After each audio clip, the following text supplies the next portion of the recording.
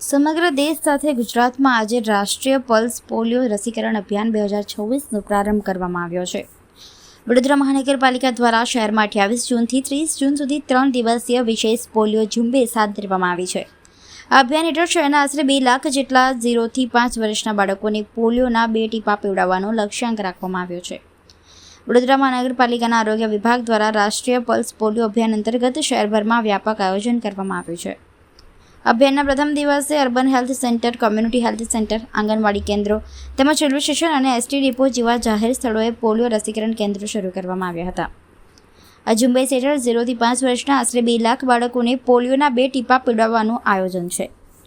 પ્રથમ દિવસે અંદાજે 70 થી 80% બાળકોને રસી આપવાનો લક્ષ્યાંક રાખવામાં આવ્યો છે, જ્યારે બાકીના બાળકો સુધી પહોંચવા માટે આગામી 2 દિવસ દરમિયાન હેલ્થ વર્કર્સ અને આશા વર્કર બહેનો ઘરે ઘરે જઈને રસીકરણની કામગીરી કરશે। અભિયાનનો શુભારંભ વડોદરાના મેયર ગીતા મકવાણાના હસ્તે કરવામાં આવ્યો હતો। આ પ્રસંગે તેમણે જણાવ્યું હતું કે ભારત પોલિયો મુક્ત દેશ તરીકે આગળ વધી રહ્યો છે, પરંતુ આ સ્થિતિ જાળવી રાખવા માટે દરેક બાળક સુધી પોલિયોની રસી પહોંચે તે અત્યંત જરૂરી છે। ડેપ્યુટી મેયર આદિત્ય પટેલે પણ વાલીઓને પોતાના બાળકોને નજીકના પોલિયો કેન્દ્ર પર લઈ જઈને રસી અપાવવાની અપીલ કરી હતી। મહાનગરપાલિકાના આરોગ્ય વિભાગે નાગરિકોને 2 બૂંદ જિંદગી કી અભિયાનમાં સહભાગી બની પોતાના બાળકોને અચૂક પોલિયોના 2 ટીપા પીવડાવવા અનુરોધ કર્યો છે। આજે વડોદરા મહાનગરપાલિકા દ્વારા જે રાષ્ટ્રીય આયોજન પોલિયો પલ્સ પોલિયોનું આયોજન કરવામાં આવ્યું છે, તો બૂથ પર અમે 5 પદાધિકારીઓ તેમજ કાઉન્સિલરો અને વીએમસીની પૂરી ટીમ સાથે આરોગ્ય શાખાની પોલિયો માટે અમે બાળકોને ડ્રોપ 2 ડ્રોપ દ્વારા અમે એ લોકોને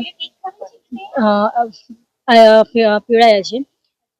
જ્યારે વસ્તી ગણતરી વડોદરા શહેરની વસ્તી ગણતરી 20 લાખથી વધુ તેમજ 5 લાખથી વધારે ઘરોને આવરી લેતા અને 2 લાખથી પણ વધારે બાળકોને આજે બૂથ લેવલ પર પોલિયોના 2 ટીપા પીવડાવવામાં આવી રહ્યા છે અને 29 અને 30 તારીખે ઘરે ઘરે જઈને પોલિયો નિમિત્તે મહત્વાકાંક્ષી લક્ષ્ય હાથ ધરેલું છે।